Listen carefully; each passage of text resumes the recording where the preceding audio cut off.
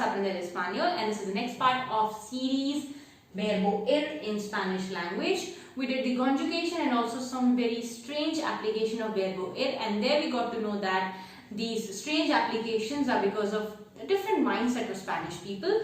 We did some ways to express ourselves using Verbo ir in Spanish language. So along with that, a lot of new words in Spanish language related to the places where we go. Okay, for more details, I highly recommend you to get back to those parts and actually watch all of it.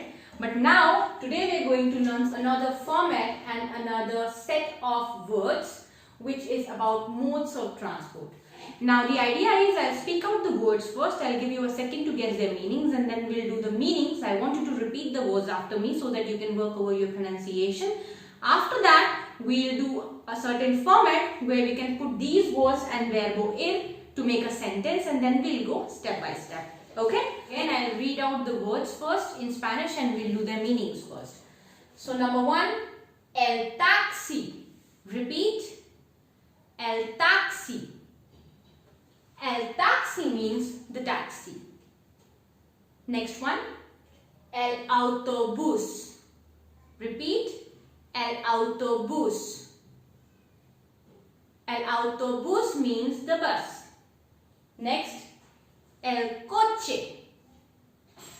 El coche. El coche is car, but in South America you will also find word el carro for car. Okay? Next word, el barco. El barco means the ship. Next word, el tren. El tren means the train. And the last one, el avión. El avión means the plane. Okay? Now let's learn how to express ourselves when we want to say that we are going somewhere or we are just going in these modes of transport. Okay? Now first of all, let's imagine I want to say that I go in the taxi. Obviously it would be yo voy en el taxi. Okay? So we need to add en before the mode of transport. So it would be voy en el taxi. Okay?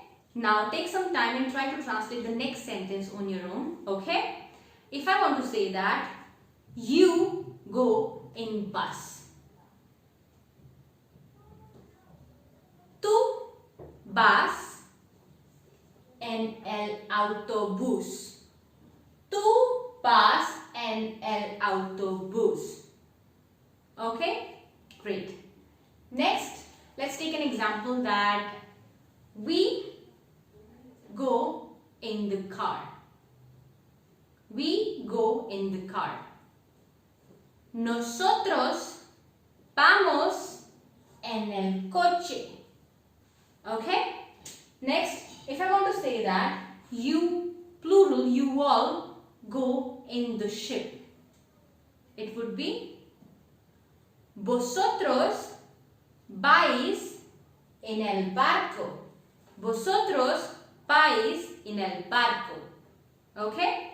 Next, if I want to say that they go in the train, they feminine. Suppose there's a group of girls. Okay? So it would be ellas van en el tren. Ellas van en el tren. And using the last one, if I want to say that Javier, a person, that's third person singular, Javier goes in the plane, it would be Javier va en el avión. Javier va en el avión. Okay? Great. So now the idea is we are going to mix both of them. Let's have an example. Suppose I want to say that I am going to the hotel in taxi. Okay, so it's something like I'm going to a place in a mode of transport. Okay, let's see if we can mix that. So I'm going to the hotel would be yo voy al hotel, because hotel is masculine noun, it's el hotel. So yo voy al hotel en el taxi.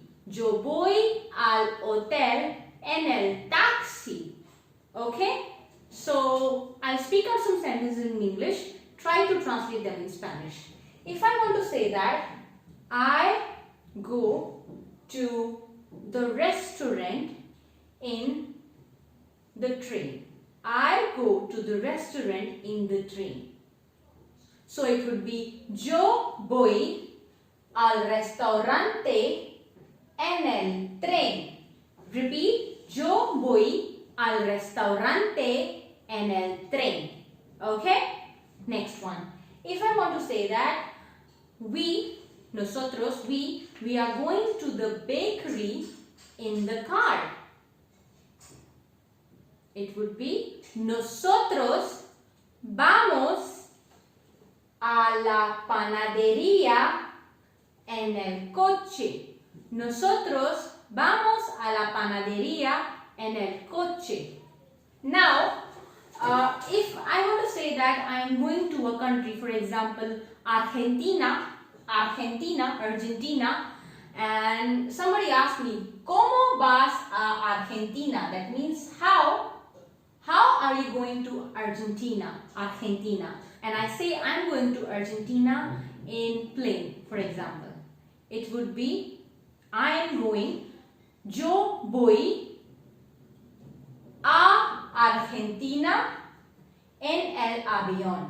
Now you must have seen that it's not al Argentina because this is name of a country and we don't put el or la before the name of the country. So it would just be yo voy a Argentina en el avión.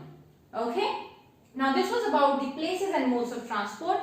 Third way is to express yourself using verbo-ir and combining verbo-ir with other verbs. Okay? Now this application is very important because the Spanish people use this formation a lot of times. I mean, in every second sentence you will find this one.